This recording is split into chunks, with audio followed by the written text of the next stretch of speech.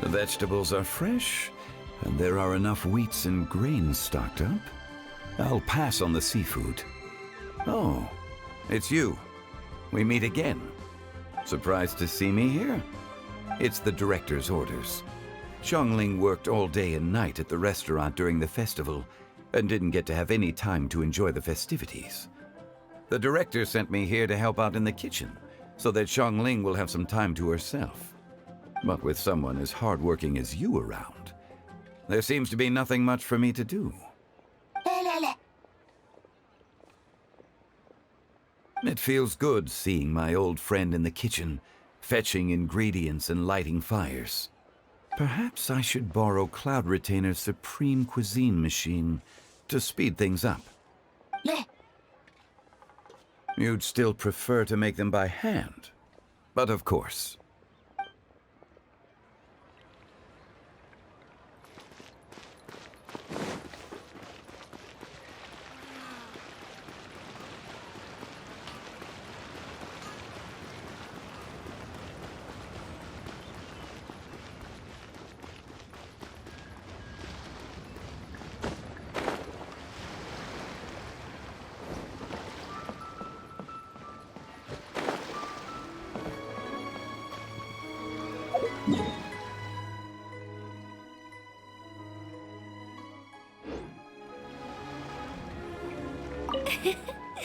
Xingqiu, you have to be honest. Hmm? Honest about what? How did you and Venti really meet? Why are you suddenly asking that? Aren't they book buddies? Yeah, we met a few times at a book convention. That's all. Oh, really? With that extraordinary demeanor and literary talent, he's definitely not just any bard. If he's someone that could hold his ground in a conversation with a consultant, he needs to at least be as talented as me. Perhaps you're overthinking this matter. Hu Tao, Xingqiu wouldn't lie to us. Okay. I'll tell you the truth. Huh? Xingqiu! I'm actually a fan of Venti's poetry. You all know that I love reading, and sometimes come across poetry from Mondstadt. Among those works, I admire the ones penned by Venti the most. Just as Hu Tao said, his artistry is the reflection of his personality, remarkable grace and exceptional literary talent. I guess Venti didn't tell you the whole truth back at the restaurant because he didn't want to embarrass me in front of everyone. He's such a considerate person. Yes, right. I can confirm that. When Xingqiu was busy with other things, he asked me to buy him poetry books in secret. I see. That didn't sound like too much of a big deal. You could have told us right away.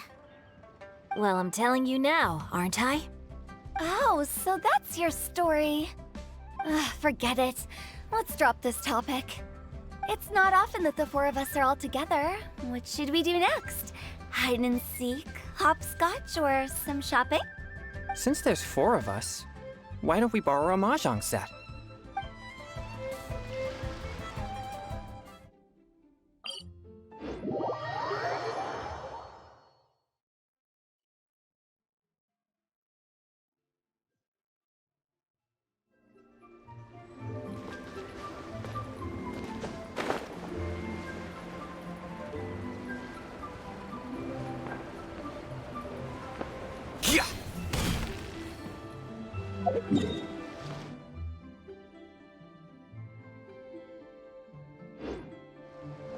Magnificent! Absolutely magnificent.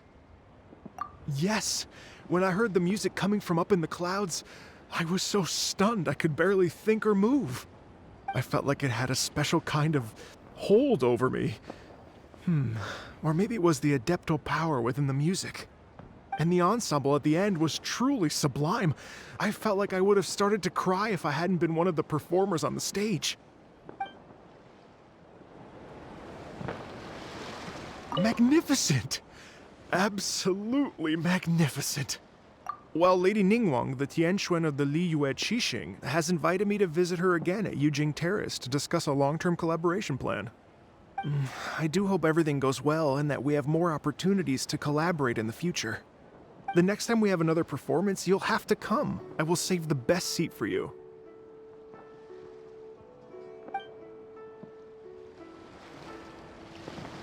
Magnificent! Absolutely magnificent!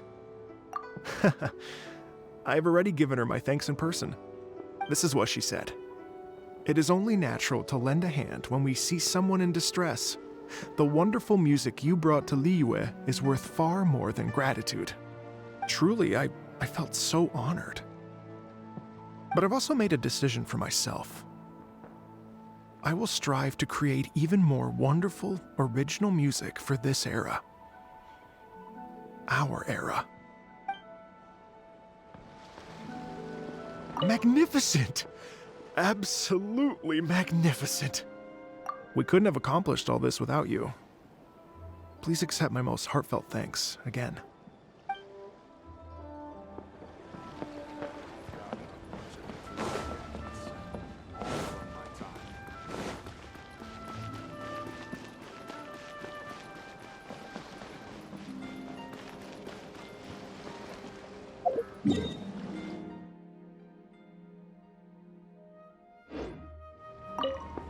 Okay, now I need to get a move on and write my next song. Listen to you. You only just fulfilled one lifetime dream. Are you really thinking about your next goal already? Don't try to tell me you ain't the same way. I bet you've already thought up a name for your next opera, haven't you? You know me too well, Xinyan. The Adeptus-Seeking Voyage. How does that sound? Oh, man! Yeah, I can already picture it. I've also got just the finishing line for it. I'll close with, "And the celestial melody echoed through the clouds forevermore."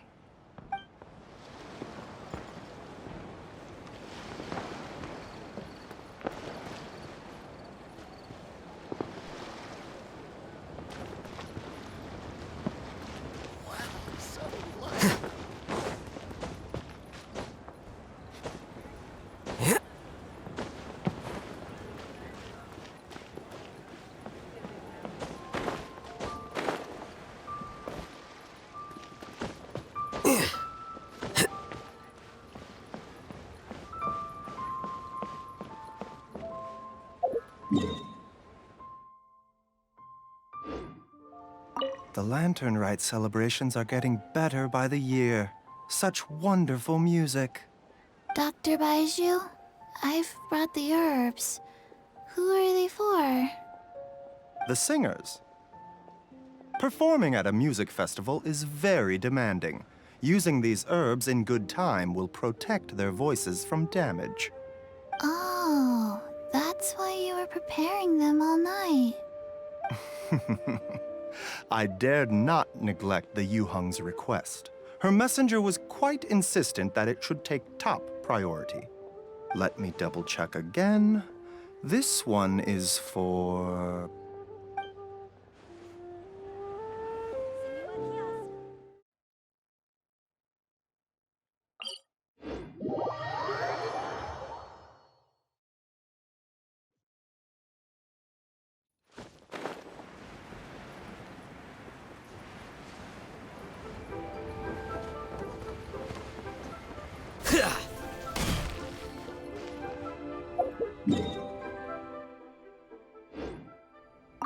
Hey, don't tell me you called me over for just a game of chess. You have to be more specific, Captain Beidou. Is it that you find playing chess an uninteresting activity, or that you're unhappy about my lack of novel ideas? If you don't specify what you mean, how could I know what I should do to please you? Of course. I make a single remark and you reply with a full-blown lecture. Maybe we should deal with all official affairs publicly in the future. It might just make things easier. I'd be perfectly happy with that. I'm just worried that Captain Beidou's business might be negatively affected. Don't give me that. That woman from Yanshang Tea House sometimes comes aboard to ask for information. She requested the fleet to import some goods, but how could I not know who she's actually working for? Oh, you sure know a lot, Captain Beidou. How about I ask her to come over? Or maybe we go straight to her tea house. With one more person around, we'll be able to have some variety in our chess games. I hope that would be less of a bore to you. So, we're still gonna play chess after all.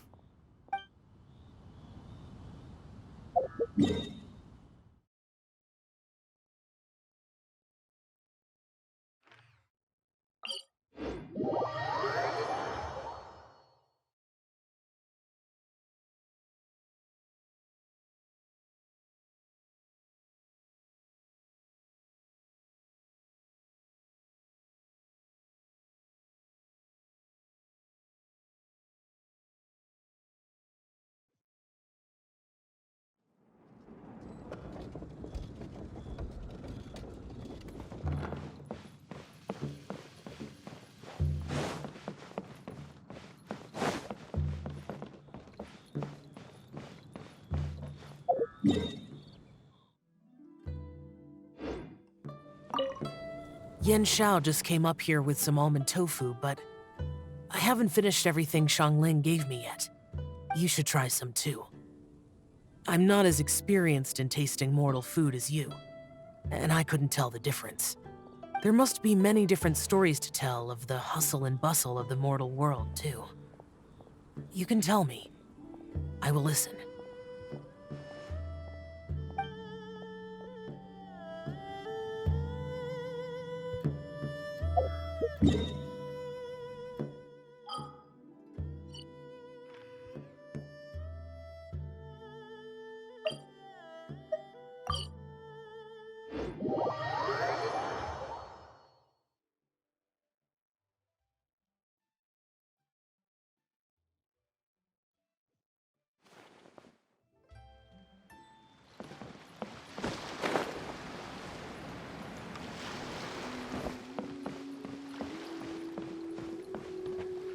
This is such a cool ship!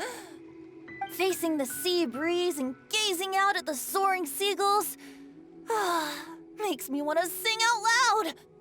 Kazuha, how about I stay here and be the ship's resident bard? What are my prospects? With your level of artistic finesse, I'm sure nothing will go wrong. But I'm afraid the sailors aboard are not the most versed in the arts. They probably wouldn't understand the deeper meaning your poetry holds. You can't say that for sure. Poetry is spur-of-the-moment creations. Anyone viewing the same sights and experiencing the same atmosphere would surely understand. There's a port in Mondstadt too, but I rarely get the chance to board any of the ships. Speaking of ships, everything's perfect about this one, except... Kazuha, could you tell your captain that my height says nothing of my age? I'm way past drinking age. How often does one get to enjoy a seafood feast on a ship? It'll be a real shame if there isn't anything stronger to enhance the food. Pretty please? There's not much I can do about that. It's not because Captain Beidou's not on the ship right now, but because there's no room for negotiation on this matter. Even I have to sit in the no-drinking zone every time. But I don't get drunk after just a few sips. Trust me, I can hold my liquor really well.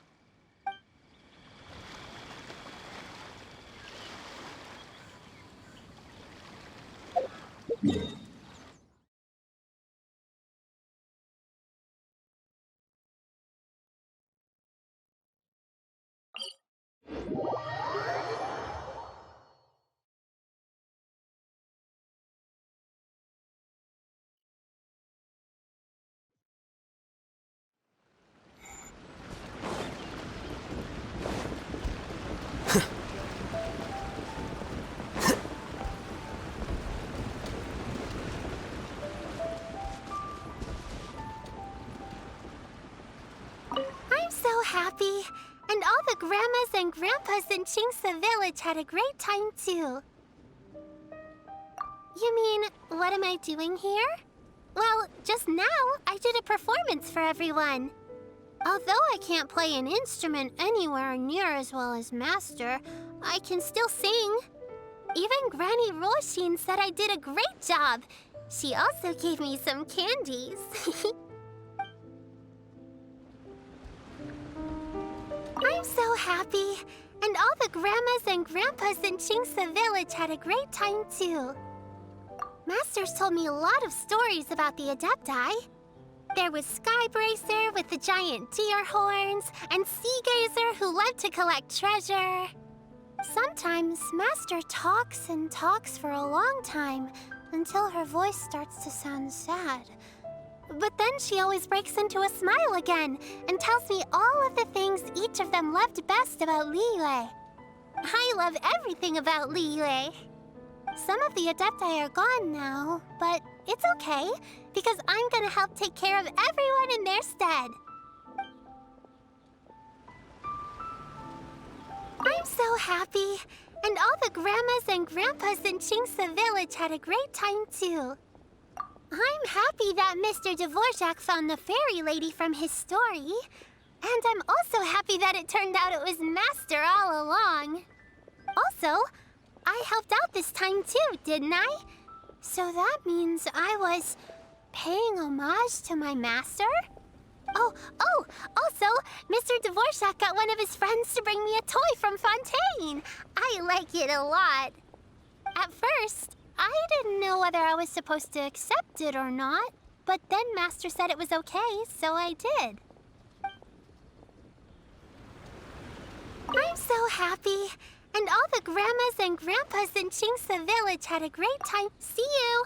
Make sure you take good care of Paimon. Oh, and please come play with me if you ever have the time.